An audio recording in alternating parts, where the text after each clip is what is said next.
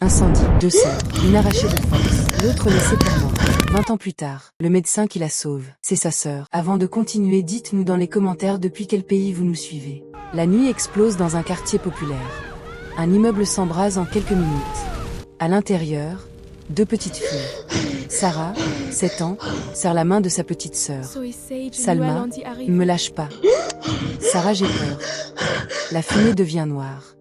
Les cris deviennent chaos. Les murs tremblent. Un pompier entre. Hurle. Sortez vite. Il attrape Sarah de force. Elle hurle, se débat. Ma sœur est là. Une explosion de gaz. Lumière blanche. Silence. Quand Sarah ouvre les yeux dehors, Salma n'est plus là. Un homme murmure. Une enfant a été évacuée, mais pas celle qu'elle cherchait. Et à ce moment précis, quelqu'un prend une décision qui va changer leur vie à jamais. 3 jours plus tard. Hôpital. Sarah est seule. Tremblant. Sale. Brisée. Un policier lit un rapport. Aucune autre survivante. L'enfant est présumé décédé. Sarah explose. Non. Elle était avec moi. Vous mentez. Mais personne ne l'écoute. Pendant ce temps, dans une autre chambre, une petite fille est soignée en secret. Une femme riche regarde l'enfant et murmure. Personne ne doit savoir qu'elle a survécu. L'enfant ouvre les yeux.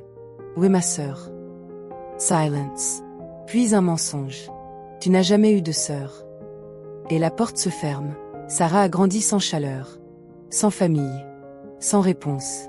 Le foyer était froid, bruyant, impersonnel. Mais elle était silencieuse. Toujours. Chaque soir, elle regardait le plafond en murmurant la même phrase. Tu es vivante, je le sais, Salma. Les éducateurs l'avaient entendue des centaines de fois. À force, ils disaient qu'elle inventait une histoire pour survivre. Mais Sarah, elle, n'a jamais abandonné. À l'école, elle était brillante. Trop brillante pour son environnement. Elle avait une obsession, comprendre le corps humain. Repair, solver, peut-être, se réparer elle-même. Pourquoi tu veux devenir médecin? Lui demandait une prof. Sarah répondait simplement. Parce que quelqu'un quelque part attend que je la retrouve. Personne ne comprenait. Pendant ce temps, à l'autre bout de la ville, Salma vivait une vie totalement différente. Une grande maison. Des repas servis à heure fixe. Des vêtements chers. Une éducation parfaite. Mais derrière ce confort, il y avait un vide. Chaque nuit, elle faisait le même cauchemar. Des flammes. Une main qui la tient. Une voix qui crie son nom. Sarah. Elle se réveillait en sueur. Encore ce rêve, murmurait-elle. Son père adoptif entrait parfois dans la chambre. Oublie ça, Salma. Ce n'est qu'un cauchemar. Mais elle sentait que ce n'était pas juste un rêve. C'était trop réel. Trop précis. Un jour, en fouillant dans un tiroir interdit, elle découvre une vieille couverture brûlée sur les bords. Personne ne lui explique son origine. Et quand elle demande « Qui m'a trouvé ?» La réponse est froide. Tu étais seule. Rien d'autre. Mais au fond d'elle, quelque chose refuse d'accepter cette version. 2 vies. 2 mondes. 2 douleurs. Et sans le savoir, elles avancent droit vers une rencontre qui va tout faire exploser. 10 ans ont passé. Sarah est maintenant interne en médecine dans un grand hôpital de la ville. Elle travaille jour et nuit, sans relâche. Elle est respectée pour son calme, sa précision, mais personne ne la connaît vraiment. Elle ne parle pas de son passé. Jamais.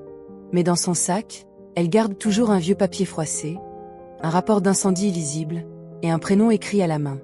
Salma. Chaque fois qu'elle le regarde, elle murmure. Je te retrouverai. De l'autre côté de la ville, Salma est devenue une femme influente. Elle dirige une petite entreprise de logistique. Charismatique, forte, indépendante. Mais derrière les réunions, les sourires et les succès, il y a toujours ce vide inexplicable.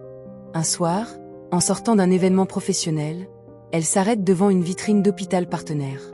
Une affiche attire son regard. Programme de soins d'urgence aux nouvelles recrues. Elle fixe l'image sans comprendre pourquoi son cœur s'accélère. « Je suis déjà venue ici », murmure-t-elle. Mais elle n'a aucun souvenir de cet endroit. Au même moment, Sarah traverse le hall de cet hôpital après une longue garde. Fatiguée, elle relève la tête. Et leurs regards se croisent à travers une porte vitrée. Un choc invisible. Sarah Asseritnat. Salma aussi. Pendant quelques secondes, Le bruit autour d'elle disparaît. Plus rien n'existe. Sarah ressent une douleur étrange dans la poitrine, comme un souvenir oublié qui essaie de remonter. Salma, elle, a une vision fugace. Des flammes, une main, une voix qui crie son nom. Elle recule légèrement, troublée. Qui est cette femme ? Pense-t-elle. Sarah, elle, ne détourne pas les yeux. Je te connais, murmure-t-elle sans s'en rendre compte. Mais une infirmière passe entre elles, et la vision disparaît. Quand elle se retourne, Salma a disparu dans la foule. Et Sarah comprend une chose terrifiante. Elle vient peut-être de croiser la seule personne qu'elle a cherchée toute sa vie, sans le savoir encore. 3 jours plus tard, Sarah est appelée en urgence dans le service des admissions. Une patiente vient d'être transférée après un accident de voiture violent sur la route principale. Elle enfile sa blouse en vitesse, sans imaginer une seconde ce qui l'attend. Cas critique, trauma crânien léger, perte de conscience temporaire, annonce l'infirmière. Sarah hoche la tête et entre dans la salle. Et là, le monde s'arrête. Sur le lit d'hôpital, c'est elle. Salma. Sarah reste figée. Incapable de bouger. Incapable de parler. Son cœur frappe trop fort. Préparez les constantes, crie un médecin derrière elle. Mais Sarah n'entend plus rien. Tout devient sourd. Flau. Salma ouvre lentement les yeux. Elle tourne la tête. Et leurs regards se rencontrent. Silence total. Toi, murmure Salma faiblement. Il te connaît. Sarah ne répond pas tout de suite. Sa gorge est serrée. Je ne sais pas, dit-elle enfin. Mais j'ai l'impression de t'avoir cherché toute ma vie. Comment tu t'appelles ? Demande Sarah doucement. Salma, répond-elle.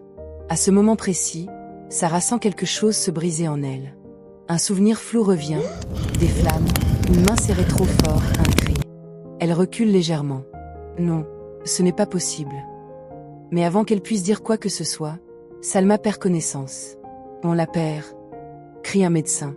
Sarah sursaute et comprend une chose terrifiante. Elle vient de retrouver sa sœur, au moment exact où elle est peut-être en train de la perdre à nouveau. La salle d'urgence est en ébullition. Les médecins courent, les machines bipent, les ordres fusent. Mais Sarah, elle, est figée. Salma vient d'être stabilisée, mais reste inconsciente. Pression en baisse, crie une infirmière. Sarah recule lentement, elle quitte la salle sans prévenir personne et se dirige vers le bureau des archives médicales. Son instinct lui hurle qu'elle doit vérifier. Elle tape frénétiquement sur l'ordinateur. Nom, Salma. Âge estimé. Origine inconnue. Rien de clair. Puis elle tombe sur un fichier ancien, classé en accès restreint. Incendie secteur nord, dossier fermé. Sarah Hazite. Une alarme intérieure lui dit d'arrêter. Mais elle clique et une phrase attire son regard. Une seule enfant a été officiellement identifiée. L'autre a été déclarée perdue dans les flammes. Sarah Rakiel. Non, murmure-t-elle. Ils ont menti. Elle ouvre un autre document. Un rapport de témoin. Et là, une ligne la glace. Une petite fille a été retirée du site par une femme non identifiée avant l'arrivée des secours. Salma n'a pas été perdue, elle a été prise. Elle serre les poings. Les souvenirs remontent encore plus fort. Des cris. Une main qui lâche. Une promesse brisée. Elle revient en courant vers la salle d'urgence. Mais à mi-chemin, elle s'arrête net. Une infirmière sort de la chambre de Salma avec un dossier médical. Sarah demande. Où est-elle ? L'infirmière hésite. Elle vient d'être transférée en soins intensifs, mais il y a quelque chose d'étrange dans son dossier. Sarah comprend alors une chose terrible. Quelqu'un dans cet hôpital sait exactement qui est Salma, et essaie encore de cacher la vérité. Sarah court dans les couloirs de l'hôpital sans même sentir le sol sous ses pieds. Son cœur frappe fort. Trop fort. Chaque battement lui répète la même chose. Ne la perds pas une deuxième fois. Elle arrive devant les soins intensifs. La porte est fermée. Accès interdit, dit un agent de sécurité. Sarah le pousse légèrement. Cette patiente est ma priorité. Ouvrez cette porte. À l'intérieur, Salma est branchée à des machines. Son état est stable, mais fragile. Très fragile. Un médecin s'approche. Docteur Sarah, pourquoi cet intérêt soudain pour cette patiente ? Sarah hésite une seconde. Puis elle répond avec une voix tremblante. Parce que je crois qu'elle est ma sœur. Silence. Le médecin fronce les sourcils. Vous êtes sûr de ce que vous dites ? Sarah sort alors le dossier secret qu'elle a trouvé. Regardez ça. Incendie du secteur nord. 2 enfants. Une seule officiellement déclarée morte. L'autre, disparue. Le médecin pâlit légèrement. Mais avant qu'il puisse répondre, une femme entre dans la pièce. C'est l'ancienne responsable des admissions. Elle voit le dossier, et son visage change immédiatement. Vous n'auriez jamais dû voir ça.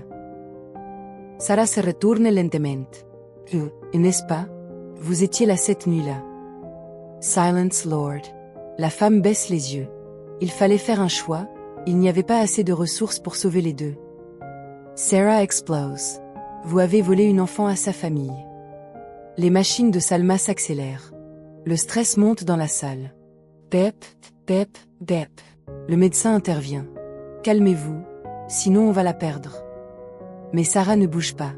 Elle fixe la femme. Dites-moi où elle a été emmenée. La femme hésite, puis murmure. Si vous voulez la vérité complète, vous devez comprendre qu'il a vraiment adopté après l'incendie.